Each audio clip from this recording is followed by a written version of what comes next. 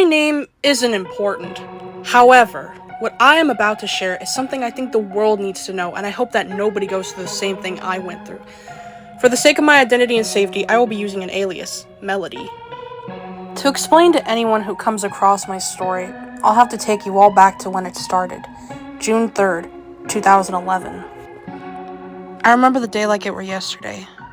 The day the Little Mermaid ride at Disney's California Adventure opened its doors to the public for the very first time.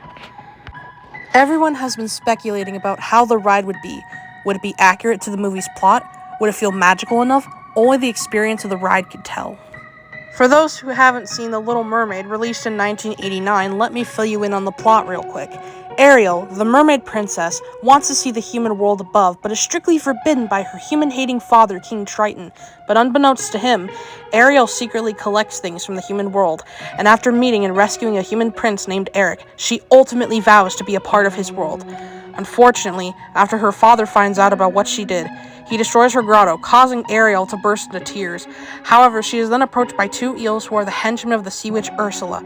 After accepting Ursula's deal in exchange for her voice, Ariel gains legs and has only 3 days to get the prince's kiss of true love. Ultimately, in the end, the good guys win and Ursula is defeated. After briefly reminiscing about my childhood days where I had wanted to be a mermaid so bad, suddenly, I noticed the doors to the ride opening and everyone beginning to make their way inside. The attractions building, from what I remember, used to house the Golden Dreams attraction from 2001, starring Whoopi Goldberg as Calafia, the Queen of California. After waiting in a half-hour line, I was finally inside the building. It looked very beautiful, like something you'd see or hear about in a tale of Greek mythology. As I was about to make my way in, I felt someone grab my hand. I turned around and saw that it was Pat Carroll, the voice of Ursula. "Believe me, you don't want to go in there," she said in a stern yet shaken voice. But before I could ask her why she had said that to me, she had started to run off, and before she disappeared entirely, out of the corner of my eye, I caught a brief glimpse of her sprinting before she was completely out of sight. What the fuck, I initially thought.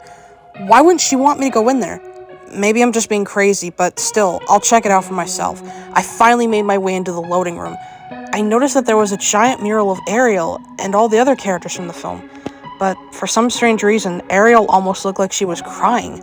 I looked around and wondered if anyone else had noticed it too, or if it was just me. After rubbing my eyes just to be sure I wasn't seeing things, I looked back at it and then I saw that she was smiling.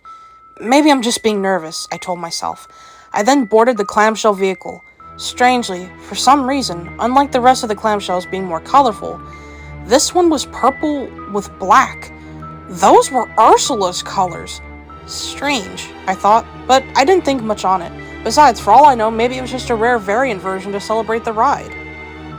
The other riders boarded their vehicles and the clamshells made their way into the ride entrance.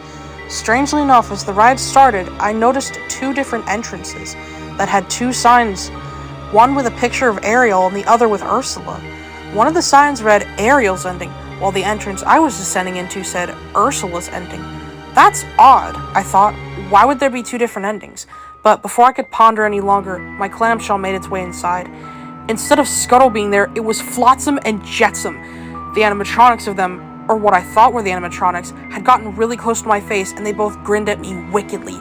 And then they started whispering. "Come with us," they both said in a raspy-like tone. But before I could react, they both had suddenly hooked themselves to the front of the clamshell and began to steer it. Is this part of the ride? I wondered. Were they taking me to Ursula? Also, what kind of animatronics are these? When I reached out to touch Flotsam, his skin felt scaly and wet. What the fuck? Before I could say anything else, I was cut off by the two eels.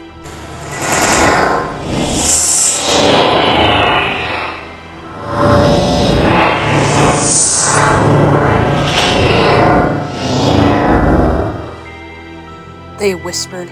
I was starting to enter flight or fight mode. The three of us made our way towards the surface set of where Eric's kingdom was. Unlike in the movie, where the surface world looked like a beautiful villa with a quiet village nearby, it instead looked like a tsunami had hit it. There were bodies of drowned villagers, and even Grimsby, who in the film was Eric's caretaker/father figure, was among one of the many drowned bodies. Also, I had begun to notice that the ride track was descending towards the ocean. I was then splashed hard by something or someone. But before I tried to figure out who or what had splashed me, I then had suddenly began to hear laughter, deep, demonic laughter, and I was presented with the most terrifying sight of all time.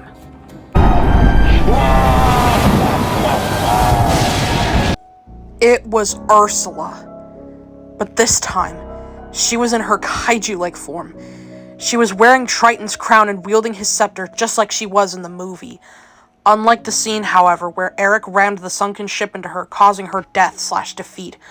Unfortunately, Eric was nowhere near in sight. Ariel was screaming, but her screams didn't sound like Jodie Benson's. They sounded realistic. Also, for some reason, Ariel's face looked badly bruised, almost like someone took a sledgehammer to her face. She was bleeding profusely on her right cheek, and her left arm looked broken. Who the hell thought this was okay for a kid's ride, I thought. Also, I don't remember Ariel getting beaten up. Before I could try to piece together a possible conclusion as to why Ariel looked like that, I was suddenly pulled out of my thoughts. Now I am the ruler of all the ocean! Bow to my power! When Ursula had roared out something, but I couldn't understand it, suddenly she picked up Ariel and ate her. I could hear every crunch and crack of Ariel's bones. I wanted to scream, and I even threw up a little bit. After the deed was done, red ran down from Ursula's mouth and she was grinning. She then looked at me and then laughed like a psychopath. She then tried to make her way forward. But before she could grab me, I sprinted out of my clamshell as fast as I could.